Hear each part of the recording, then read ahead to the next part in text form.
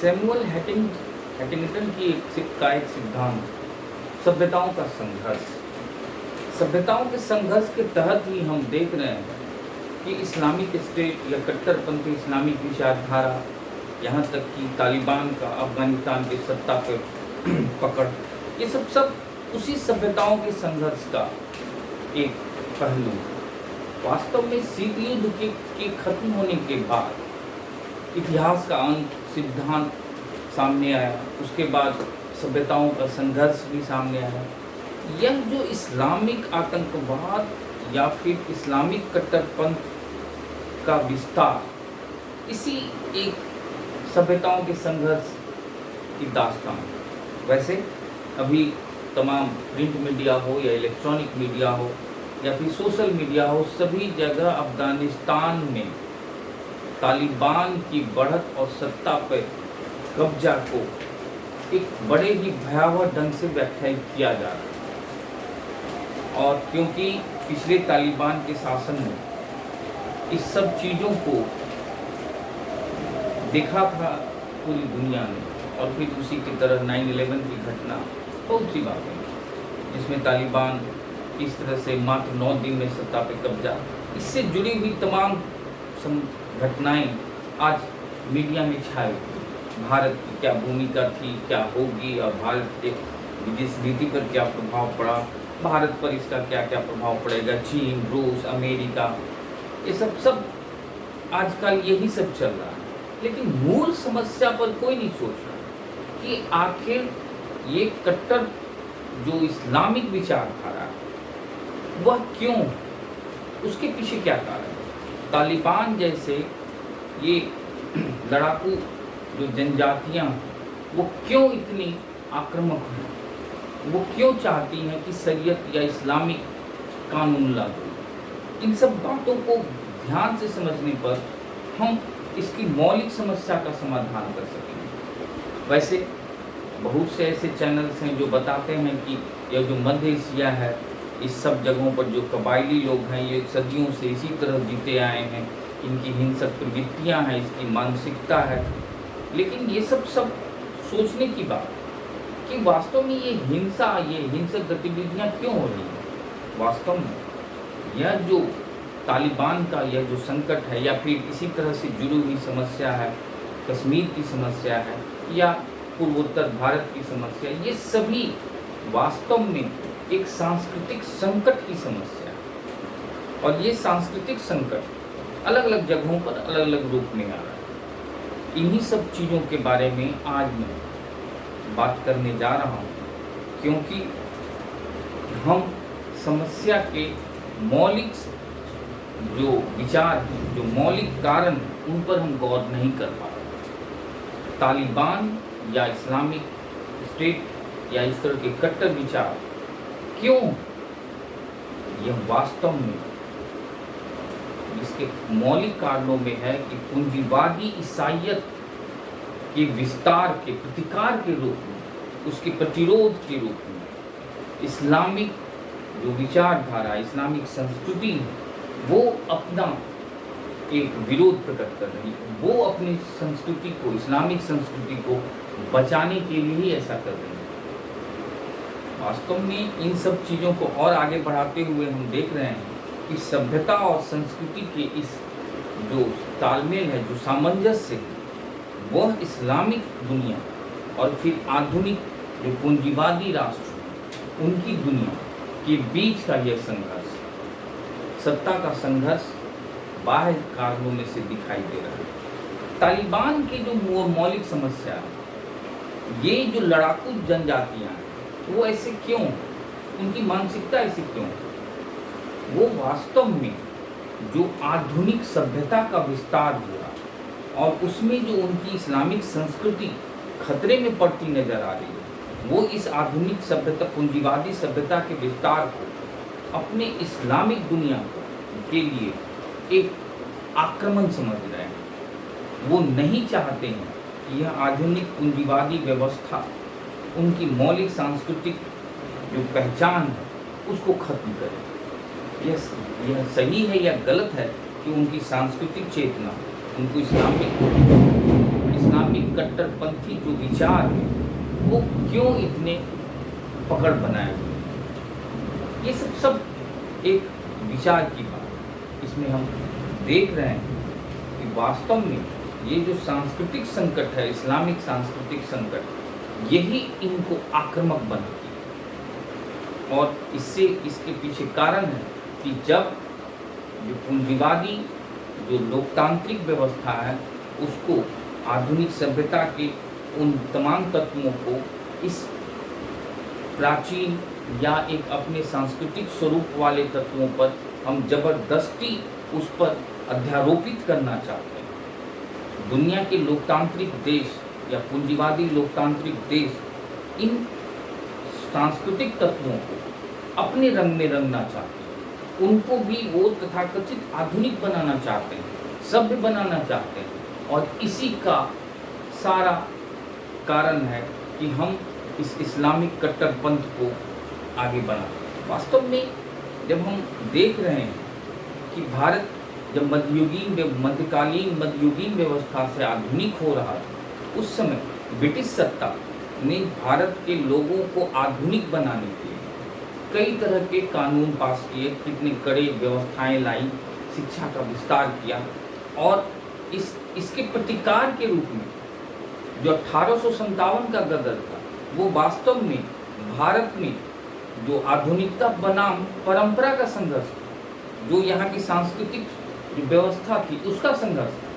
क्योंकि ब्रिटिश भारतीयों को बलात् रूप से जबरदस्ती उनको आधुनिक बनाना चाहती थी, पूंजीवादी व्यवस्था में लाना चाहती थी। और भारत के जो लोग थे, वो जो उनको सांस्कृतिक पकड़ थी, वो इस सब चीज़ों को अपनी शर्तों पे लाना चाहते थे। जब 1857 में जब ब्रिटिश सत्ता को यह लगने लगा कि हमें ज़बरदस्ती इनको हम आधुनिक नहीं बना सकते हैं, तब जाके उन्होंने भारतीयों को अपने हाल में छोड़ा। और भारतीय 1857 के बाद जो हम देख रहे हैं स्वतंत्रता संग्राम, वो सब यह आधुनिकता का क्रमिक विकास था, जो भारतीय मानसिकता, भारतीय सांस्कृतिक तत्वों के शर्तों पे था।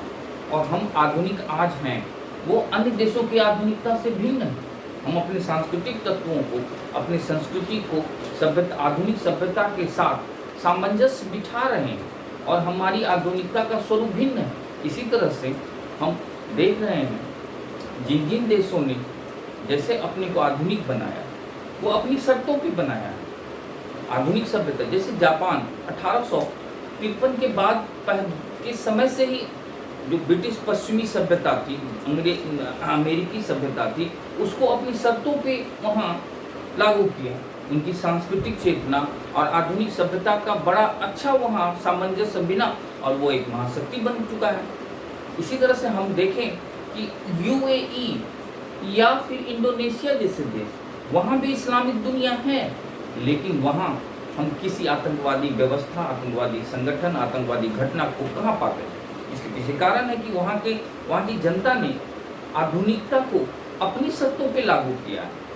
आधुनिकता को, आधुनिक सभ्यता को उन्होंने अपने सांस्कृतिक तत्वों के साथ जोड़कर विकसित किया, और इस कारण से वहाँ इस्लामिक दुनिया जो है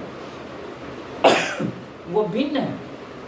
लेकिन मध्य एशिया हो या पश्चिम एशिया हो, यहाँ जो संसाधनों की लूट पे जो आधुनिक पूंजीवादी जो देश हैं, वो उनको जबरदस्ती उस रंग में रंगना चाहते हैं। और इसी के प्रतिकार के स्वरूप पूरा मध्य एशिया, पूरा पश्चिम एशिया आज हम देख रहे हैं अस्थिर है।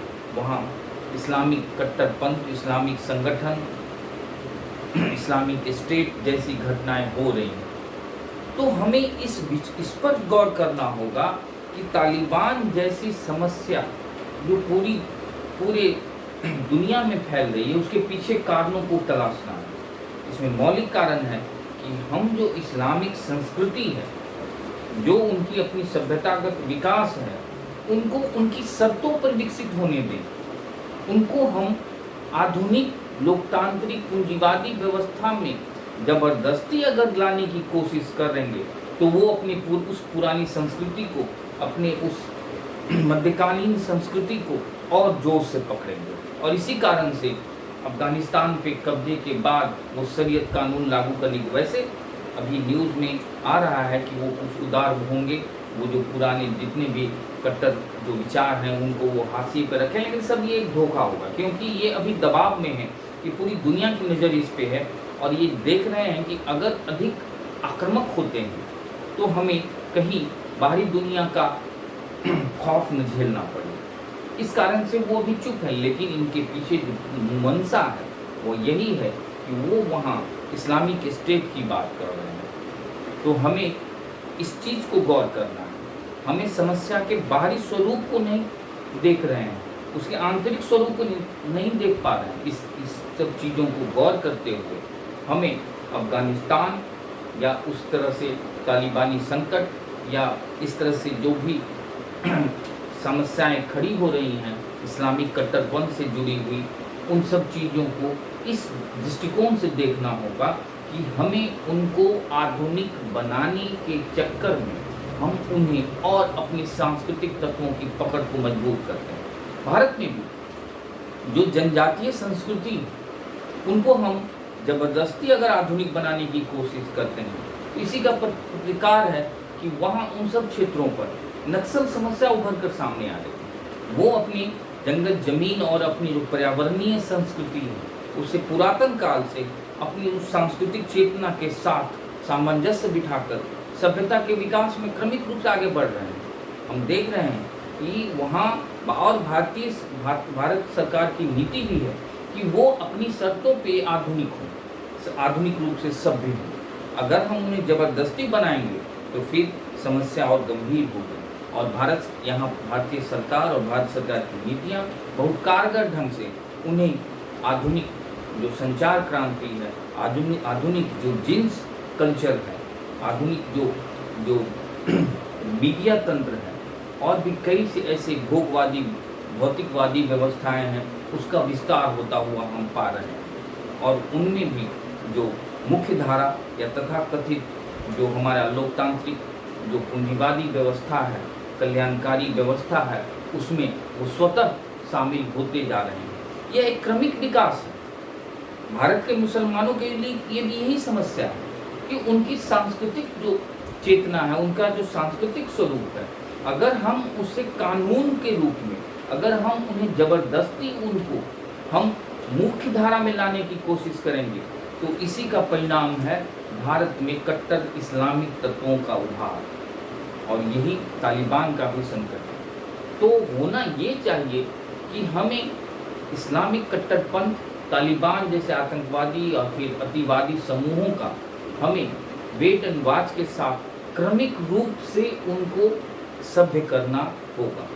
और सभ्यता का स्वतः स्वरूप बहुत ही कारगर ढंग से उनके सभ्यतागत विकास को सांस्कृतिक तत्वों से सामंजस्य बनाकर ही हम इस इस्लामिक कट्टरपंथी जो इस्लामिक स्टेट की धारणा है उसको हम खत्म कर सकेंगे। इसका सबसे अच्छा उदाहरण है सोवियत रूस का विखंडन। सोवियत रूस में क्या था, वहाँ भी साम्यवादी मार्क्सवादी लेनिनवाद का भी जो की व्यवस्था थी, वहाँ भी ऐसी ही एक कट्टर विचारधारा वाली सत्ता व्यवस्था थी। लेकिन वहाँ जो सोवियत रूस का विखंडन हुआ उसके पीछे भी हम देख रहे हैं कि आधुनिक पूंजीवादी व्यवस्था की जो भौतिकवाद है, जो भोगवाद है, उन सब चीज़ों का क्रमिक विस्तार हो। वहाँ भी इन सब तत्वों को लाख रोकने के बाद भी उन सोवियत संघ से जुड़े हुए तमाम देशों में इसका प्रसार, लोकतांत्रिक संस्थाओं का क्रमिक विस्तार हुआ, इस मानसिकता का विस्तार हुआ और सोवियत संघ टूट गया। और सोवियत संघ आज उसी जो आधुनिक सभ्यता और उसकी जो अपनी सांस्कृतिक वैचारिक जो व्यवस्था है उससे सामंजस्य बनाकर आज फिर से अपनी नई ताकत पा रहा है। चीन के साथ भी यही है, वहाँ माओवाद है, वहाँ भी कम्युनिस्ट शासन है, लेकिन उसने अपने सांस्कृतिक शर्तों पर, सांस्कृतिक तत्वों के शर्तों पर आधुनिक पूंजीवादी सभ्यता को एक्सेप्ट किया और उसको एक स्वरूपगत करके आज विश्व शक्ति बनने की ओर। यही हाल इस्लामिक दुनिया के साथ भी करना होगा। इस पर हम अगर पैनी नज़र रखते हुए उसको एक माहौल बनाते हैं तो वह अपने आप अपनी इस मध्यकालीन मानसिकता से स्वतः आधुनिक लोकतांत्रिक व्यवस्था में आ जाएगा। लेकिन अगर हम उसके साथ ज़बरदस्ती करेंगे तो और बुरी स्थिति होती चली जाएगी। और इसी सब बातों के साथ हम अफ़गानिस्तान की जो समस्याएं हैं उसको हम एक किनारे कर सकते हैं। और अफ़गानिस्तान हमारा मित्र है। भारत की विदेश नीति किस रूप में थी, कैसी थी और आगे क्या होगी, इस पर भी हम आगे विचार करेंगे। कश्मीर की मूल समस्या के बारे में भी हम बताने की कोशिश करेंगे। लेकिन कश्मीर की समस्या भी कमोबेश इसी तरह की समस्या है, इस पर भी एक गंभीर विचार मांगते हैं। लेकिन इस अफ़गानिस्तान की इस सभ्यता के संघर्ष को हमें इस्लामिक संघर्ष बनाम ईसाइयत के संघर्ष को एक स्वरूप को समझते हुए हमें बड़े धैर्य के साथ इन सब चीज़ों को मूल्यांकित करना होगा और उन सांस्कृतिक तत्वों का सम्मान करते हुए उसे उनकी शर्तों पर आधुनिक बनाने के लिए हमें उचित माहौल देना